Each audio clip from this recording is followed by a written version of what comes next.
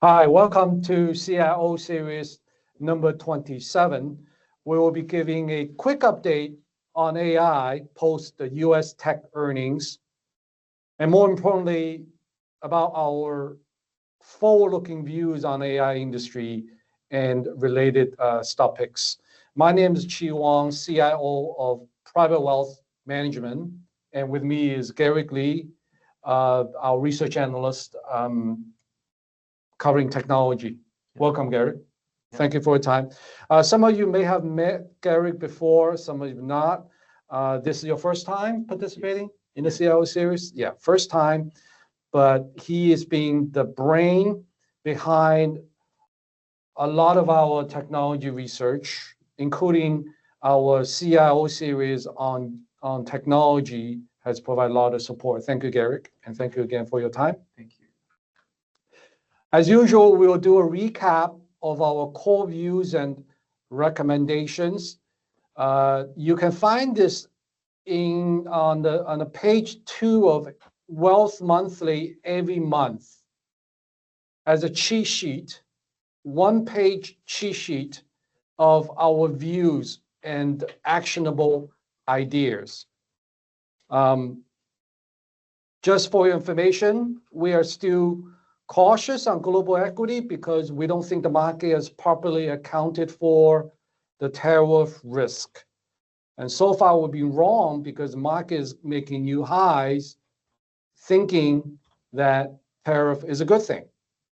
Now, whether that will change later this year or next year, we don't know. So we maintain caution, but we do continue to like AI, which is the main topic today, as well as defensive names, including energy.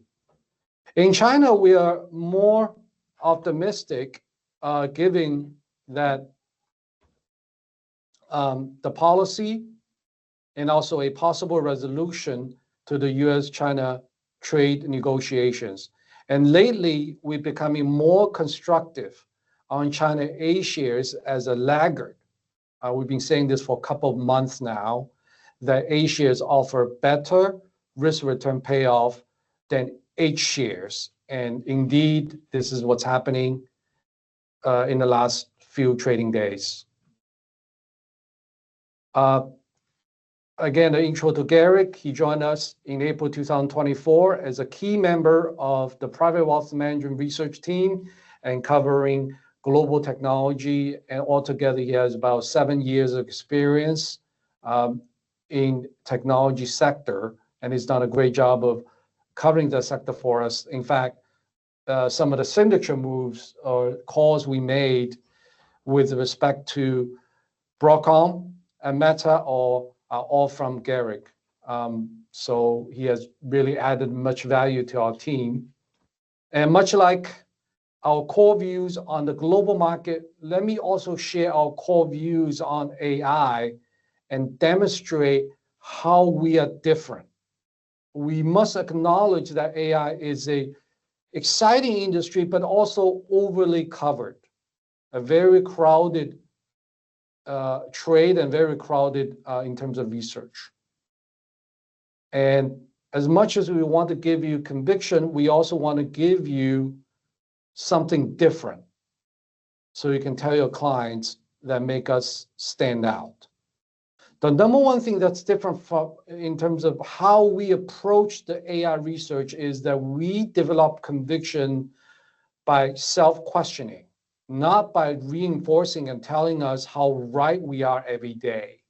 And we will show you an example later related to the key takeaways from the US tech earnings just now.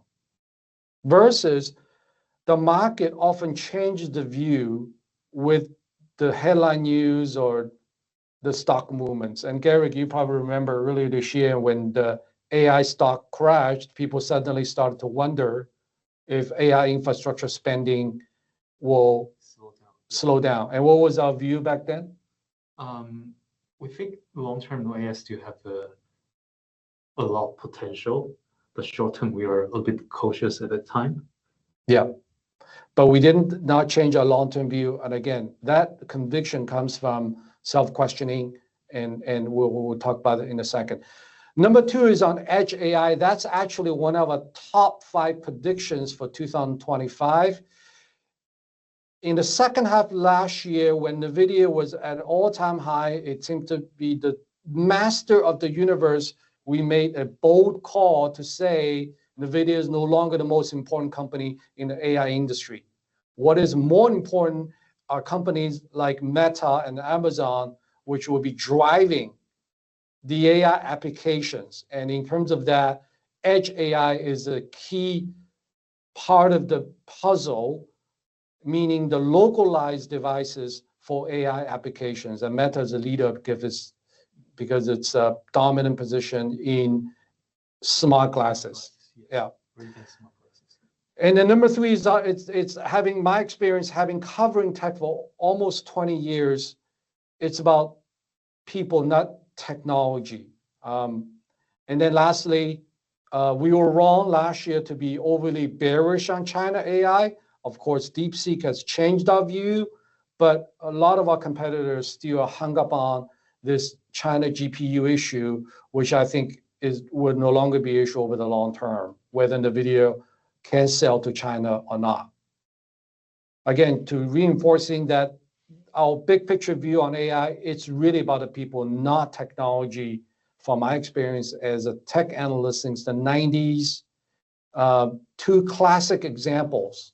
One is Steve Jobs and the other is Jack Ma. Neither of them knows about technology. Actually, I don't think any of them knows coding, do they? Steve Jobs knows. Okay, knows a little bit, but he's not a programmer by training. But they have created some of the world's best technologies. And we apply the same framework, try to understand the culture of a firm, the leadership of a firm, and who's really leading the innovation for a company. And we can spend another half an hour talk about this, but for time's sake, let's just say that the people angle help us to pick companies like Meta and Amazon and help us to avoid companies like Tesla, which is controversial, by the way. People think that Elon Musk is still a great leader, but in our view, I think Elon Musk has changed over the years, and the execution of Tesla has been horrible in the last couple of years. Another factor about the people is that if you look at the age of the average founder in AI today, it's actually not that young anymore. The average is about 55 versus during the internet bubble was about 27. It's both good and bad in a way that we have older people with more experience, but at the same time, if you want to invest in a sector or a company for the long term, when I say long term, let's say 20 years, naturally you have to think about the legacy and the age of the founder and whether there will be any issues down the road when you need a new leader to replace the old leader. So Jensen Huang's great, but he's 62 years old. 20 years later, he will be 82. So will he still be able to manage the company? We don't know. But Mark Zuckerberg is the youngest, quote unquote, youngest of all of them.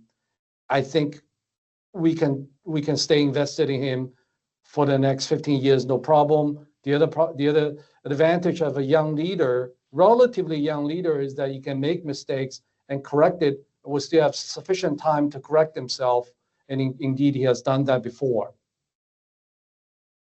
As I said earlier, in terms of gaining conviction in AI, the way we do this is questioning ourselves every day. It's not to telling us how right we are. The way we do is not just to look at the stock price, it's really to look at the fundamentals. And one of the key questions Garrick and I often debate is this problem of whether this trillions of dollars invested in AI is worth it. And we wrote a Wealth Flash report in July this year talking about exactly that according to our estimate, AI could be a $1 trillion industry easily when it only replaces 2% of labor every year. So look up that report, show it to our clients, Show to them that we're saying and researching something different. The second question is on, is the massive AI capex causing sufficient growth in the industry? Garrick, what's your thinking on that post the 2025 second quarter earnings? I think it's worth it. The answer is yes. And we already see the big tech firms they're generating the real financial returns from AI. The left side picture is kind of interesting. This year, China market outperformed globally, but the majority of the returns coming from the valuation expansion, as reflected in the pink part. While for Magnificent Seven, the majority of the return is coming from the earnings. Earnings growth, yes. Fundamentals. Fundamental. Yes. But the valuation is actually under contraction. Interesting. Yeah. So you can see the right side table in second quarter. All the magnificent companies except Tesla, they are deliver very robust financial growth. Yeah. And then some of the numbers may seem low if you see Amazon 13%, Apple 10%, but don't forget the base of these companies, the revenue base is huge. So to deliver 10%, $100 billion, that's a lot of money there already. And the third question is, I think this often was raised during debates on AI investment, is that the trillions of dollars invested in AI capex, will that generate sufficient return to justify the economics? And then to talk about this, we need to introduce some very complicated terms like capex, depreciation, amortization, sunken costs, and you may get lost in this, but let me give you a very simple example. You buy an apartment in Hong Kong, you rent it for $20,000 a month, and that gives you 2.5 million Hong Kong dollars over 10 years. Versus you pay extra $400,000 for renovation, then you can raise the rent to $25,000 or 3 million Hong Kong in 10 years, and that's extra $600,000 of rent collected, versus you putting $400,000 of renovation costs. Am I right, Garrick? The math sounds okay? Yeah, math is right and simple. And this is exactly what Meta is doing. My understanding is correct? Yes. Yeah, Meta is already using AI to improve their recommendation engines so they can generate more revenue. According to our back envelope calculations, 5% incremental revenue for Meta is enough to offset the depreciation expense of their AI capex.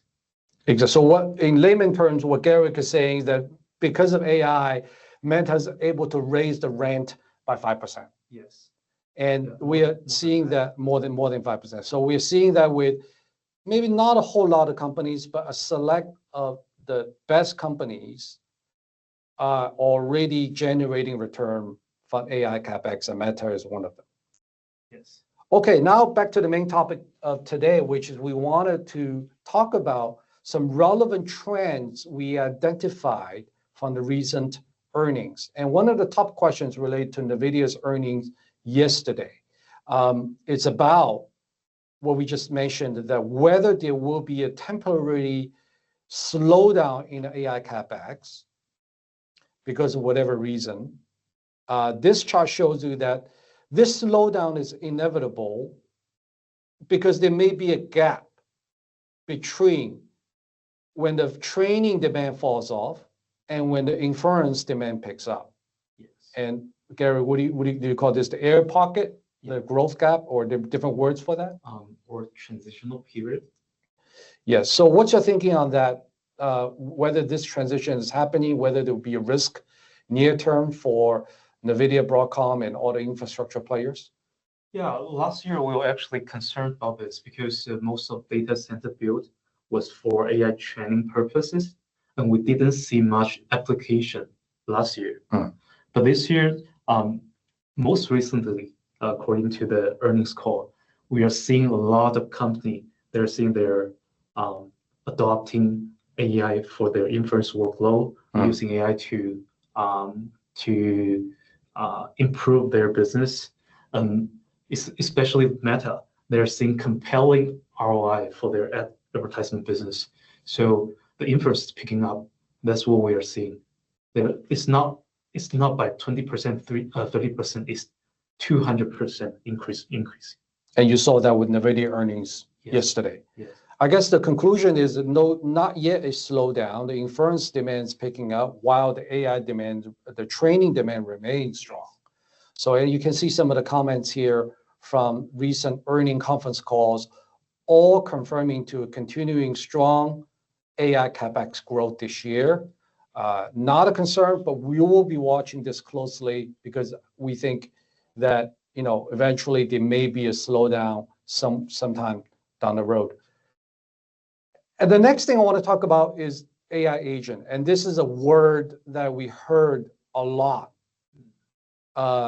increasingly frequently in earning conference calls. Gary, tell us what is AI agent? How does that relate to our investment strategy and how investors should be positioned? Yeah, put it in a simple word, the AI agent is a kind of an AI that can help you do things for you. Instead of like a chatbot, only like you ask questions, it answers questions. But the AI agent is that, give you an example, when you want to book have lunch with your clients, and 3 steps you need to do. First is you send the calendar invite. Second, book your calendar. Number 3 is you make a reservation for the restaurant. Yeah. But with the AI agent's help, you just simply tell the AI agent what you want to do and do all 3 steps for you. That's a simple example of what the AI agent can do, automated things for you. So AI programs that actually can do things for you, not just answering questions. You can actually using tools to take actions. And is a robot considered an AI agent? Robots do like far away, but what we can see now is there's some like a digital AI that use the different like a software to complete tasks for you. I see. And you're pretty optimistic about the growth in this area? Yes. Yeah. We can learning from history. Like when with the advent of Microsoft Excel, a lot of like bookkeepers, auditing clerks position has declined ever since. But it comes with another type of job, which is financial analysts. And this kind of Microsoft Excel is creating another like brand new market. So that's AI agent will do. It could become a 100 billion market in the next 3 years. I think it's about AI agent can replace a lot of white collar job, and it has potential to become a $1 trillion market in the long term. So you're saying that Excel has automated a lot of things in the past, but now AI can help us automate Excel? Yeah, now AI can automate a lot more things. A lot more things, and we probably don't even need to learn all the complicated functions in Excel. In fact, I don't even know all the functions. And yeah, Excel is very complicated. Yeah. And in terms of players in this so-called AI agents, what you're thinking on it? You're telling me that there are some competing camps emerging. Can we talk us through who are the players, how they align with each other, and how they compete with each other? So we believe that the future AI agent winner will likely the one who develop. One is they have a good AI model. The second is they have a good product like super app. So in this under this context, we think there should be 5 camp that is poised to win. The first camp is OpenAI, Microsoft, Oracle. The 3 companies, they're like closely partnered together. The second camp is Amazon plus Anthropic, another AI startup company. Yeah. Number 3 is Google. Number 4 is Meta. And number 5 is Tesla under Elon Musk and his XAI. It just seems odd that you have Microsoft and Oracle working together, because in my mind, they're like competitors. In fact, I mean, they're both software companies. So now they're forming an alliance in AI. For what reason? Actually, it's not Microsoft and Oracle working together, but Microsoft and Oracle provide the cloud data center for OpenAI. I see. It's because of OpenAI they are working together, not because they intentionally want to be a partner. And who do you think the most among these 5 camps or 4 camps? Who are the most likely to win? Yeah, I think all of them have some strength and advantage, but they also have some disadvantages as well. Like for OpenAI, their biggest disadvantage is they has not track record of developing a super app. The only super app right now is the ChatGPT.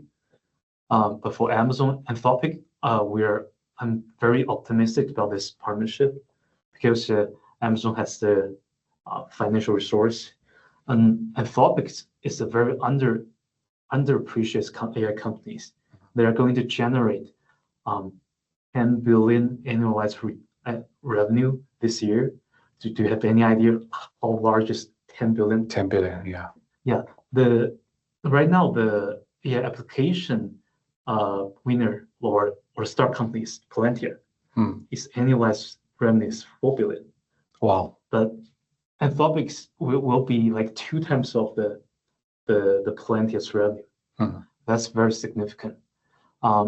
Google, the things about Google is they have the best talent, they have the best technology, but the thing is they are poor at commercialization. Yeah, I agree. Yeah, for Meta, the disadvantage is the lack of talent. That's why Zuckerberg recently aggressively hiring people, paying hundreds of millions of dollars, like a superstar. Yes. For Tesla and XAI, I think it's Elon Musk's problem. Elon Musk doesn't have a clear strategy on AI right now. They're still exploring. So I think the first 3 are most likely to win. And where's Apple? I don't see Apple here. Apple is lacking AI. They don't have their own AI model. They are still struggling to integrate AI into iPhone. So if they can buy a good AI company, and make it their own a subsidiary, they could potentially win. But so far we don't see any sign of that. Yeah, it's interesting too. When today, I see an alternative version of M7, Magnificent 7, that excludes Apple. Not because of market cap, because the leadership role is definitely declining, and replace that with Broadcom. Yes. Right. The Broadcom's not here, but Broadcom is increasingly important as well in this AI supply chain. Just to remind everyone that we're still very early stage on everything AI related. As much as AI agents are exciting, you can see here that it won't be 100% smooth sailing from here. There's bound to be a lot of failures. Here's a picture of, actually, this is a soccer game in China, right? When the play by robots, and you often see these failure videos of robots in China. It's expected, it's natural, and it shows you the potential, but it also shows you that we have a long way to go. Yes. Let's talk about some stocks. So Garrick talked about earlier, Meta is one of the key players of AI agents. For those who following our research, we've been bullish on Meta since June of 2024. The stock has actually outperformed NVIDIA since then, slightly. We like the stock because it's a leader, first, in leveraging AI to enhance its own business, i.e. the advertising business driven by the AI recommendation engines, right? And then the other story about Meta is about the wearable devices. We talked about the edge AI before. So the edge AI devices, I think Meta definitely holds the key as a smart glass leader. And then back to the edge, I think this is a fact, not opinion, that this is the youngest. Zuckerberg is the youngest of all M7 company CEOs, and I think this is an advantage in some way to keep the company growing. Anything I'm missing here? Just to add on that, um, actually, I'm going to say the ad recommendation engine is essentially a type of AI. So you can look at the left chart, back picture. That's what it looks like. What the advertisement recommendation engine looks like. I see. And the left side picture is what the AI neural network looks like. Very similar. They're very similar. Yeah. They're exactly the same. So it's very natural for Meta to use the AI to improve their recommendation algorithm. Yes, I remember they already start seeing results in first quarter of 2024, right? Yes, that's after they have been. That's more than a year ago. More than a year ago. And that was only about a year or two since the ChatGPT launch, which is November 2022. Yeah. So that's incredible that just 1 year, 2 years into the so-called AI bubble, these companies, not all, but the leading companies are really making more money by using AI. Yes. And the second story is related to Meta. F11, what's the so special about this company? Yeah, I thought F11 actually do the same thing like Meta. They use their ad recommendation engine to help advertisers find the target clients to sell their product or services. So most people, we talked about F11 several times, but most people perhaps don't know much about F11, what they do. So the below this picture is simplified of a advertisement ecosystem. You see the start from the right hand side. When advertisers spend $1 to sell their product, to promote their products, there are a lot of middlemen in the between. There should be a demand side platform responsible for connecting the advertisers, and there's a data platform who is responsible for measure the ad performance, and there's also some supply side platform who is connecting the social media or traffic platform like Instagram, TikTok, YouTube.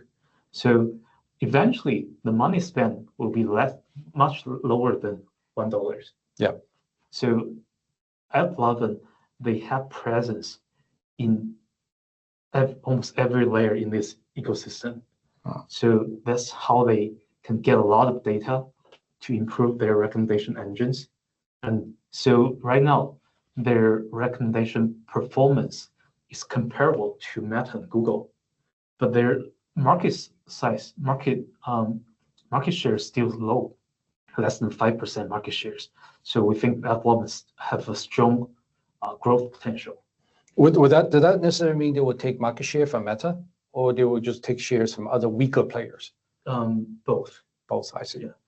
Yeah. And this is a controversial company because there was a short selling report earlier this year, which we diffused after doing some research. It's also a pretty volatile stock. Another reason that we put this as a trading buy, not a high conviction core recommendation, but it's definitely an interesting name in AI applications, consistent with what we said earlier. Investors should really focus on AI applications today. And advertising, is that a killer app for AI application? Yeah, advertising. One of the killer apps. One of the killer. Okay, Amazon. This is also a core recommendation has not done so well. Yeah. We like a company because it's a rare #1 player in 2 areas simultaneously. One is e-commerce, the other is cloud computing. And Jeff Bezos coming back to the company to lead AI in December 2024. I think it's a really good sign. And then you talked about Anthropic earlier. What's the connection between Amazon and Anthropic? Yeah. So first we need to know that Anthropic is perhaps the top 2 AI company in the world. Perhaps one is OpenAI, the second is Anthropic. They're the coding AI and agentic AI leader. And second, Amazon invests in Anthropic. They are the major shareholder of Anthropic, and Anthropic commercialize their product, which means they sell their product service on AWS. Yeah. So 70 to 80% of the Anthropic product are sold on Amazon. So that's how they connect to each other. So we just mentioned that Anthropic's annual revenue will be around 10 billion by the end of this year. That's almost 8% of the AWS revenue. Wow. That's very significant. And Amazon also has investment in Anthropic. Yes. Yeah, that's a major shareholder. Will this company go public anytime? I think so. Next year? We don't know. Okay. So it's very. I think the market underappreciate this company and underappreciate the partnership between the Amazon and Anthropic. I agree. Yes, there's a lot of talk between Microsoft and ChatGPT. I see very little coverage on what you just described in terms of Anthropic leadership and Amazon's dominant position in cloud computing. Microsoft, well, this one is also being our core recommendation for some time. Our number one pick for enterprise AI adoption. So everything we talked about so far, Amazon Meta, APP seems to be more focused on consumer AI, and Microsoft is a good story for enterprise AI. And they have the largest AI cloud services globally under Azure. And there's also a Copilot story here. Can you give us more color on that? Yeah, actually the software part, Microsoft Office, which is helping white collar workers to improve their productivity. They're the best use case for AI. But so far they are not doing so well. But given that Microsoft's monopoly position in this space, we still I think they're well positioned to benefit from the AI development. Yeah, and then the Copilot, according to Goldman Sachs' estimate, will increase the run rate for the Office 365 from some $40 billion. 40 billion to 100 billion. Over how many years? Over the 5 years. Next 5 years. So that's also a major change within the company. And lastly, very timely on NVIDIA and Broadcom, as I was saying, that we recommend investors to focus more on the downstream, not just the AI chips and infrastructure, but the downstream players. We talk about Meta, Amazon, and Microsoft. But NVIDIA is still important in the whole supply chain, right? Yeah, still very important. Very important company, leading some of the innovations in AI computing, and both Broadcom and NVIDIA are beneficiaries of the surging AI computing demand and infrastructure built out. Tell us, what do you think about NVIDIA's quarter, and how do you think the stock will perform for the remainder of this year? The post-market NVIDIA price was down 3%, but I think that's majorly because the expectations were too high. They delivered a very strong quarter, but that's only in line with the buy-side investors' expectation. Yeah. But looking at those numbers, they're giving guidance that even without the Chinese impact, there's a very good growth in the future.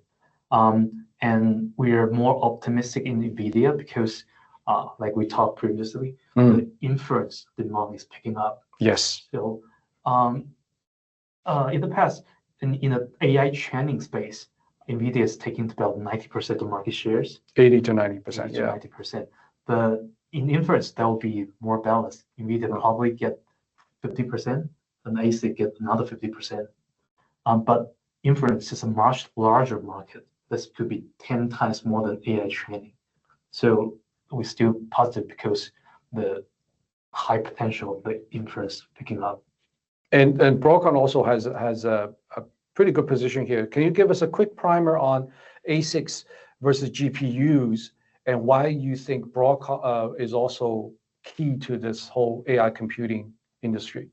Yeah, She used to mention that GPU is like Ferrari. Yeah. Yeah. And the ASICs more like custom racers. Yeah, right. custom racers. Is that appropriate? Yeah, right. I just use it to help investor understand the complicated technology behind all this. Yeah. So ASIC is more efficient. They're cheaper, and they're sufficient to complete some workload, such as inference. Yes. So right now, like the majority of the chip that the data center using is still GPUs. But in the future, when inference picking up, they don't need GPU that much. So ASIC will outgrow the GPU in the next 5 years. And indeed, I think from the stock price, you can see that Broadcom also has been catching up within the video. And what's interesting about Broadcom, they also acquired a business called VMware. Yes. When they first bought the company, we didn't see the connection between the acquisition and AI. But apparently now it's clear that why they want to buy this company. Can you tell us if there's any synergy between VMware and Broadcom, which is a hardware company, in terms of AI deployment? Yes. I think VMware is supplemental to the ASIC ecosystem. Just like we mentioned previously, the AI agent is going to be a $100 billion market, and when deploying AI agent, you need to use the technology called virtualization. Yes. And this virtualization requires VMware's help. And VMware is a dominant player here, right? Dominant player in virtualization. Yeah. Although it's not a very difficult technology, but in order to maintain its stableness and to keep the system fluent, the VMware is the number one choice. Yeah, just to recap, the reason we prefer Broadcom over NVIDIA, in addition to the VMware story, is that I think as the inference demand picks up, things will probably move more in the favor of ASICs. Yes, ASIC which is the key advantage of Broadcom. And Broadcom management, and back to our people angle, are traditionally very conservative. But even with the conservatism, they still guided some 30 or 35% growth in AI business, right? 40 to 50%. Oh, 50% growth. But overall business is about 30%. Yeah. So even with that conservatism, they're seeing 50% growth in AI and around 30% growth in overall business. And I believe these things achievable given the long-term growth trajectory of AI computing, which NVIDIA and Broadcom are both prime candidates to invest in. Okay, before we go on to the Q&A section, we just want to remind everyone that we will be holding a CIO Series real event, in-person event in Hong Kong called the CIO Series Forum on September 25th at the Shangri-La in Hong Kong, and will feature a lot of the same speakers who have participated at our online events, including Freedom, Accolade, and Santa Lucia Asset Management. The topic will be on US versus China in the context of today's trade war and also AI. I think it will be very interesting to pitch someone invest in Asia versus someone invest in the US, to talk about and to debate what they think about the US and China AI race with respect to Tencent, Alibaba, NVIDIA, Broadcom, and a bunch of other companies. So I think it will be a great event. I look for all of you to participate. If you and your clients are interested, please RSVP to Nicole or Iris by calling them. Any questions about this event, please also feel free to contact me directly. With that, let me turn to the Q&A. And if you have any questions about what we talk about today, about the earnings season, about AI, big tech, edge AI, AI agents, models, inference, please use the Q&A window to type in your question. Again, any questions you have, please use the Q&A to enter your question, and we'll answer them in the way, in the order it comes in. First question is about almost all firms rely on NVIDIA GPUs for AI models. If we are bullish on Meta being our recommendation, why are we recommending NVIDIA as well? We are recommending NVIDIA as well. In fact, NVIDIA was our first core recommendation for AI. Since December 2023, we added Meta only in June 2024, 6 months later. So NVIDIA first, and both stocks are still our core recommendations, but we just have a preference for Meta going forward. Anything to add on that? Yeah, I think since NVIDIA is pretty well researched, we should shift more focus to AI applications, which has much higher potential. So yeah. Another reason even if you don't like NVIDIA or you may not invest in NVIDIA, I strongly recommend you to track it, because today NVIDIA, AI or not, has become a systematic risk to the US market. Perhaps the most important earnings during the current earnings season is the NVIDIA earnings yesterday. So we also watch NVIDIA just for the overall dynamics of the US stock market, because that would probably dictate how other things are traded after the earnings, not just NVIDIA stock itself. Again, just to be clear, NVIDIA and Meta are both our core recommendations, and both in our US stock model portfolio, just that we have a smaller position, slightly smaller position, NVIDIA versus Meta at this point. The Chinese companies in AI agent business, is Baidu one of the companies? I don't think Baidu is going to win. Yeah. Baidu is they're early in every emerging technology, but they're poor at commercialization as well. Yes. I think the most likely winner in China is three companies. One is Tencent, because they have a full spectrum of the ecosystem. Yeah. They have billions of users. The second potential winner is ByteDance. But ByteDance is very advanced in AI, because it's not public, but you haven't seen that. They don't disclose that, but they are very advanced in AI. And they also have a super app, TikTok, Douyin. Those are also billions of users to monetize their AI model. And the third one? Third one is Alibaba. Alibaba. Yeah, because Alibaba is also strong in AI. They develop their AI model called Qianwen, Q1. Yeah. Which is one of the, I think, the first tier AI model in China. That's what Apple decided to work with. Yes. Well, Apple at one point was choosing between DeepSeek and Qianwen. Yeah. The only reason they choose Alibaba is because Alibaba has more staff than DeepSeek to support Apple's tech support. Yeah. So you can see that it's neck with DeepSeek. But you mentioned the word super app, and that's a great question, by the way. The Chinese players in AI agents, what's the relationship between AI agent and the super app? We know that WeChat is a super app. Yeah. WhatsApp is a super app. Can we say that? Yeah. Or Instagram is kind of a super app, or LinkedIn. But what's the connection? We have a vision, or we believe that the future agent will build on the super app. In the super app system. Super app. I see. Yes. Perhaps when you open WeChat or open TikTok, there should be a chatbot or a Siri type of the AI bot there, and you can ask them to do anything for you. And the super app almost will become a operating system of some sort. Ecosystem. And the AI agent will be built on those operating systems, right? Yes, that's our guess. Yeah. And that's why we like Tencent, because it has the WeChat ecosystem. Yes, right. Super app. It's a super app. And a lot of different apps have their mini program in WeChat, like Meituan,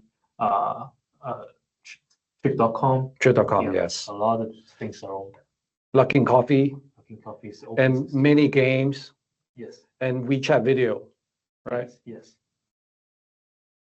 Also payment, right? Okay, if you have any more questions, please use the chat window to enter them, and we will answer them in order to come in. Any questions on US tech or AI or global tech or China tech? When is Broadcom reporting earnings?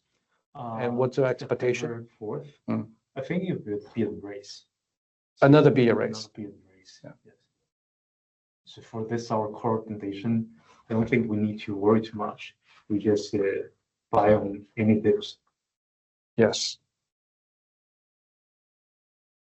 Let's wait for more questions.